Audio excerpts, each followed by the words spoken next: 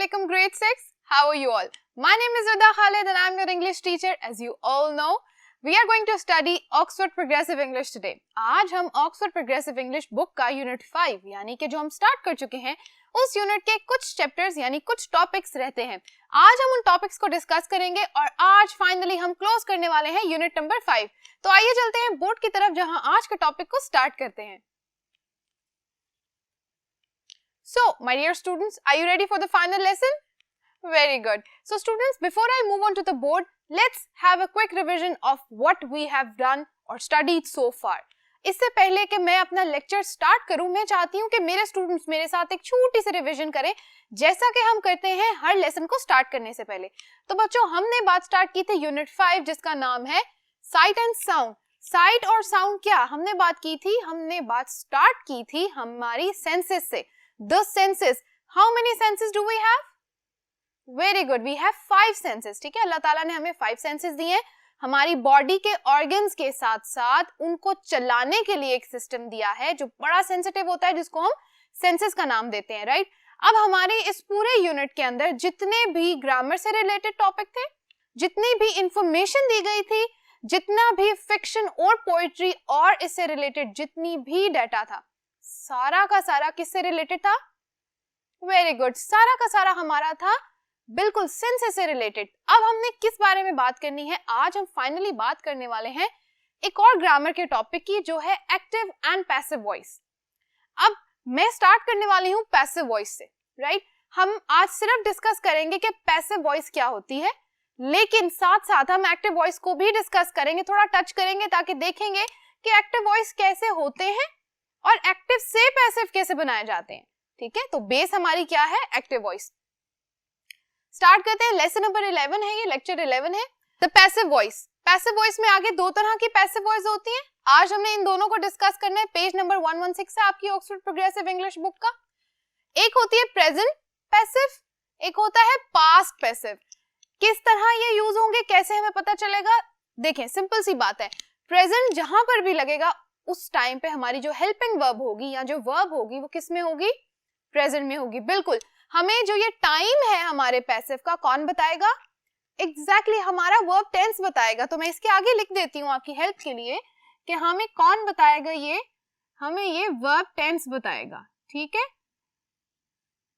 इधर भी लिख देते हैं. हमें वर्ब जो टेंस है हमारा, टेंस के स्पेलिंग में पूरे नहीं लिख रही, ठीक है, आगे एक डॉट है, डॉट आपको बता रहा है कि द स्पेलिंग्स आर शॉर्ट, हमने कॉन्ट्रैक्शन लिखी है.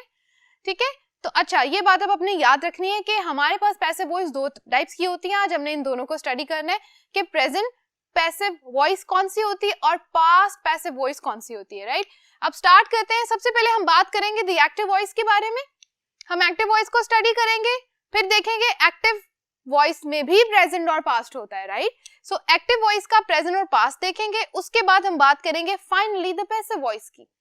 और पैसिव वॉइस की भी सेम एग्जांपल्स हमारे पास हैं और उन एग्जांपल्स को डिस्कस करेंगे कि पैसिव प्रेजेंट में कैसे है, पैसिव पास्ट में कैसे है, right? Okay, I am going to read the definition. बच्चों पूरा ध्यान अपना बोर्ड पे रखो. The active voice is when someone or something does the action of the verb. अब आप मेरी बात गौर से सुने, दोबारा से पढ़ें. द एक्टिव वॉइस इज, यहां से समझे, व्हेन समवन और समथिंग. अब वो समवन और समथिंग क्या हो सकता है? This someone can be a person. ये समवन किसी शख्स का नाम हो सकता है, ठीक है. समथिंग कोई चीज हो सकती है. तो याद करें, जो किसी चीज का और किसी पर्सन का नाम हो तो वो कौन सी पार्ट्स ऑफ स्पीच होती है? एग्जैक्टली, यानी कि हमारी नाउन्स जो है, यानी हमारा जो सब्जेक्ट होता है, राइट? तो हमारा जो नाउन है, it does the action of the verb. ये तो हमारे पास सिंपल टेंसेस आ गए, राइट? तो हमें ये पता चला कि एक्टिव वॉइस बेसिकली किसे कहते हैं? जितने भी हमारे पास सिंपल टेंसेस होते हैं, simple past, simple present and simple future tense even, ठीक है, वो क्या होते हैं? सब एक्टिव वॉइसेस होते हैं. दो एग्जांपल्स मैंने यहाँ पर लिखी हैं, एक पास्ट की है, एक प्रेजेंट की है. इनको रीड करते हैं. The elephant touches the little girls neck with its trunk. यानी जो हाथी है वो अपनी सूंड के साथ क्या कर रहा है? छोटी बच्ची की गर्दन को यानी नेक को टच कर रहा है. ठीक है, मीनिंग समझ में आ गया. अब आप एक बात देखें, जो यहाँ पर वर्ब टेंस है, क्या है? वर्ब हमें क्या बता रहा है? टचेस द लिटिल गर्ल्स नेक. तो जो ES है इससे हमें क्या आइडेंटिफाई हो रहा है कि ये प्रेजेंट है या पास्ट है? Exactly, so this is the present. ये हमारे पास कौन सा एक्टिव वॉइस है? Present active voice. ओके जी, सेकेंड एग्जाम्पल देखते हैं। The elephant touched the little girls neck with its trunk. Exactly, देखा, आपको समझ आ गई ना। सो द टच्ड जो है ED, हमारा जो पास्ट पार्टिसिपल हमें क्या बता रहा है कि ये है पास्ट की एक्टिव वॉइस। अब बात करते हैं पैसिव वॉइस की। इसी एक्टिव के सेंटेंसेस को हम हमेशा पैसिव में कन्वर्ट करते हैं, right? The passive voice is used when the action of the verb is done to someone or something. अब देखें, बात थोड़ी सी क्या हो गई है, रेसिप्रोकल हो गई है, उल्टी हो गई है। अब सुने, पैसिव वॉइस क्या है, वो कहां यूज की जाती है? जब एक्शन को, वर्ब के एक्शन को कोई कर रहा हो, यानी एक्शन पहले लिखेंगे और जो someone और something यानी नाउन है, जो सब्जेक्ट है, वो कहां आएगा? बाद में आएगा। एग्जैक्टली। तो अब हमें समझ आ गई। इस बात को मजीद समझने के लिए बच्चों इन एग्जांपल्स को देखना बहुत जरूरी है। सुनो, the little girls neck is touched by the elephants trunk. अब जो एलिफेंट्स ट्रंक थी, ये क्या था? ये तो ऑब्जेक्ट था ना हमारा। लेकिन the little girls neck, what was it? ये क्या था हमारा? एग्जैक्टली, ये समवन और समथिंग थी और एक्शन क्या हो रहा था? टच्ड। हमने क्या बात की थी कि एक्शन को पहले लिखा जाएगा और जो हमारा सब्जेक्ट है वो कहाँ आएगा? वो बाद में आएगा। अब यहाँ पे गौर से देखें, जो ये फर्स्ट एग्जांपल है यहाँ पे, the little girls neck is touched by the elephants trunk, जो इज का वर्ड है वो हमें क्या बता रहा है कि ये है हमारा प्रेजेंट में, राइट? हम इसको अंडरलाइन सर्कल कर देते हैं और हमें पता चल गया कि ये है प्रेजेंट की पैसिव वॉइस। एक और बात आपने याद रखनी है, जो मैं आपको पहले भी बता चुकी हूं, कि जब एक्टिव से पैसिव में आते हैं तो चाहे प्रेजेंट टेंस भी हो, चाहे प्रेजेंट टेंस हो, वर्ब हमेशा क्या हो जाएगी? पास्ट में, राइट? ये याद रखना है, पास्ट पार्टिसिपल लगाना है। तो यहाँ पर इसको भी हम कर देते हैं सर्कल, ताकि हमें याद रहे कि हमने प्रेजेंट पैसिव के अंदर भी पार्टिसिपल लगा के वर्ब को पास्ट में कन्वर्ट लाजमी करना है। ठीक हो गया? The little girl's neck was touched by the elephant's trunk. Again, यहाँ पर हमेशा क्या आएगा?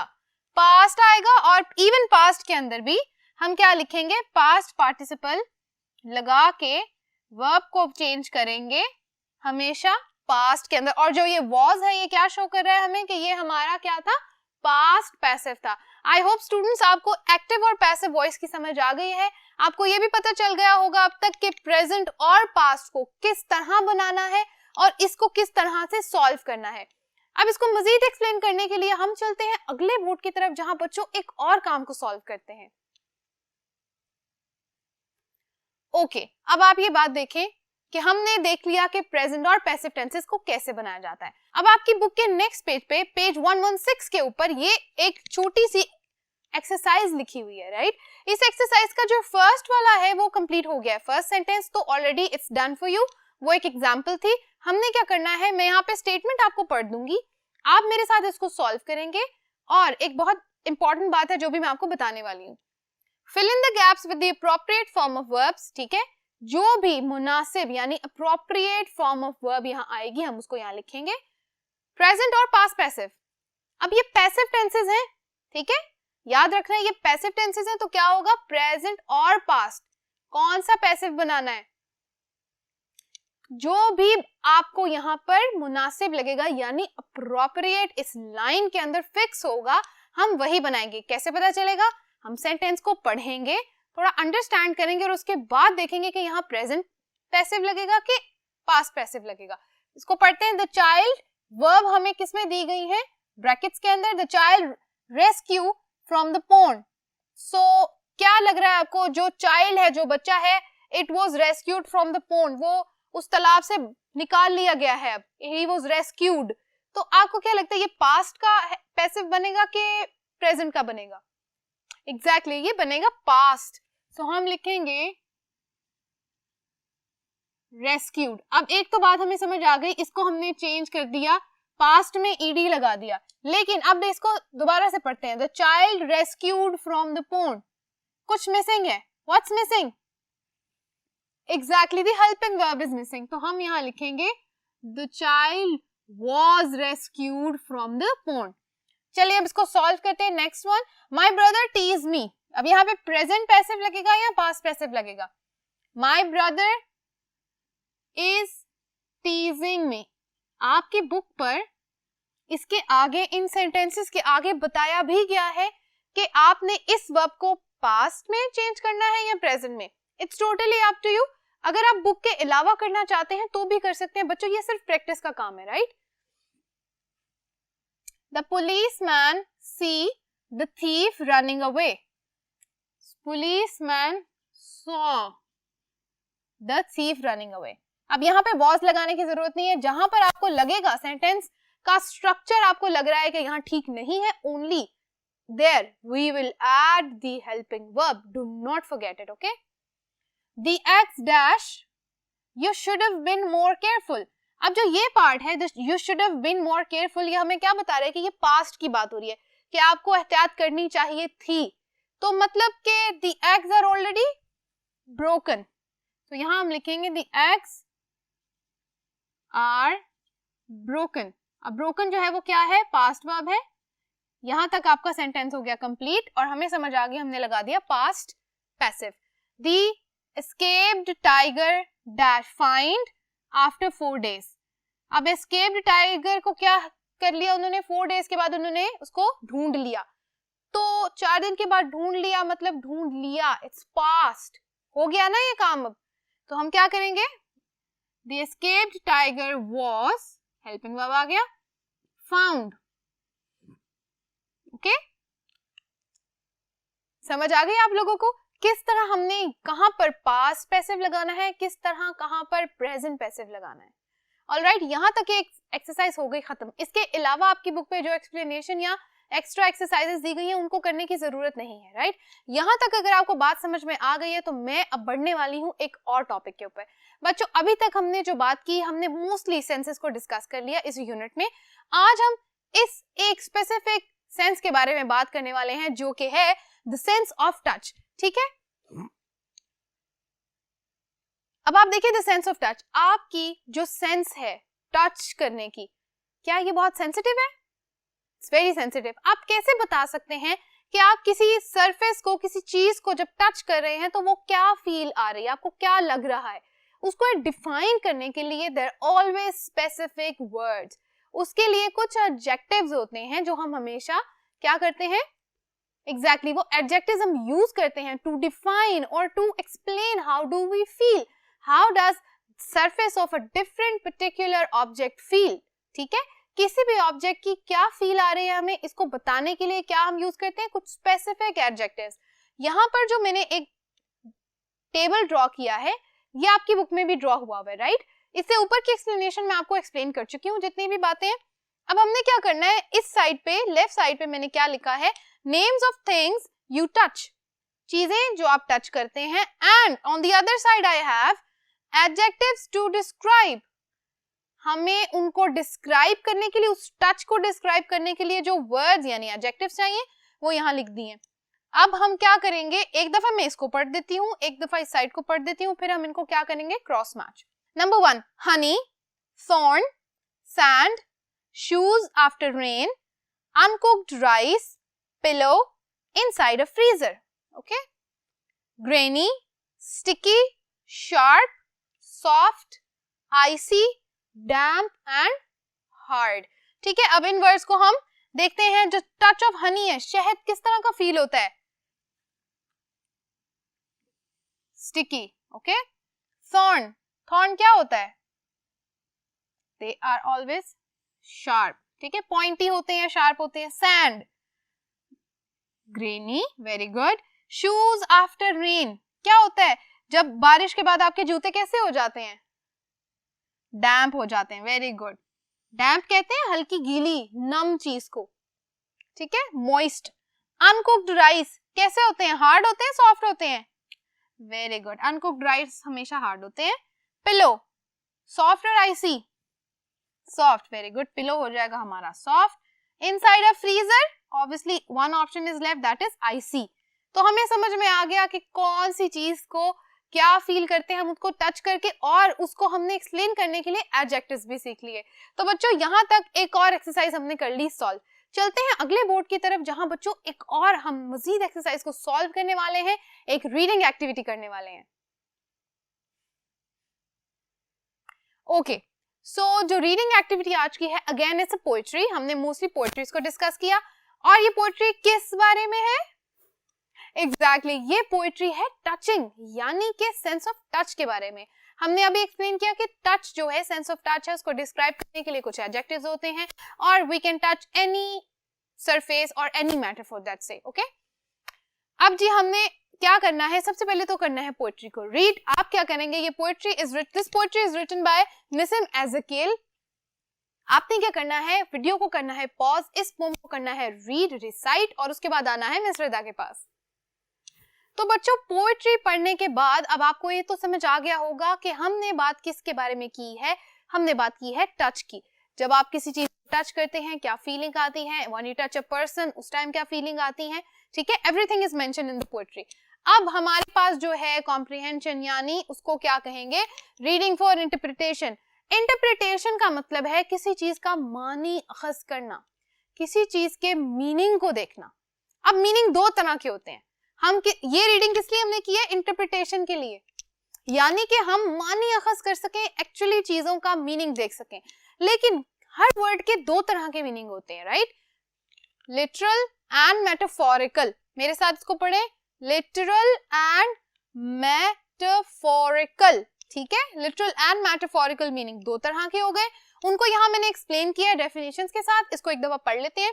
Literal meaning, the literal meaning of a word is what it means in reality। किसी भी लफ्ज का रियलिटी में एक तो मीनिंग होता है पक्का पक्का, जो हमें समझ में आता है कि रियल है, राइट। एक डेफिनेशन को पढ़ लेते हैं, एक एग्जाम्पल को देख लेते हैं। The Marianne, the singer, touched the pianist on the hand। pianist क्या होता है, a person who plays the piano। okay? Marianne क्या थी, एक सिंगर थी। टच द पेनिस, उसने पेनिस को, पियानो बजाने वाले को टच किया, ऑन द हैंड, हाथ पे। तो आपको इस बात का लिटरल मीनिंग समझ आ रहा है कि एक्चुअल रियलिटी में क्या हुआ होगा। मेंटल इमेज बनाएं जल्दी से। मैरियन एक सिंगर है, शी इज सिंगिंग, और the pianist is playing the piano, pianist जो है वो पियानो बजा रहा है। तो मैरियन आती हैं और टच करती हैं पेनिस के हाथ पे। तो आपको ये बात समझ आ रही है, जब उन्होंने बताया है touch on the hand, literal meaning समझ आ गया। ओके, रियलिटी तो यही हो गई। ओके, दूसरा मीनिंग, मेटाफोरिकल मीनिंग क्या होगा। The metaphorical meaning of a word is not literal. वो लिटरल यानी रियलिटी नहीं होती, रियल सच्चा मुच्चा नहीं होता, बट एक्सटेंडेड मीनिंग क्या होता है, उसका एक एक्सटेंडिंग मीनिंग होता है, एक और मीनिंग होता है।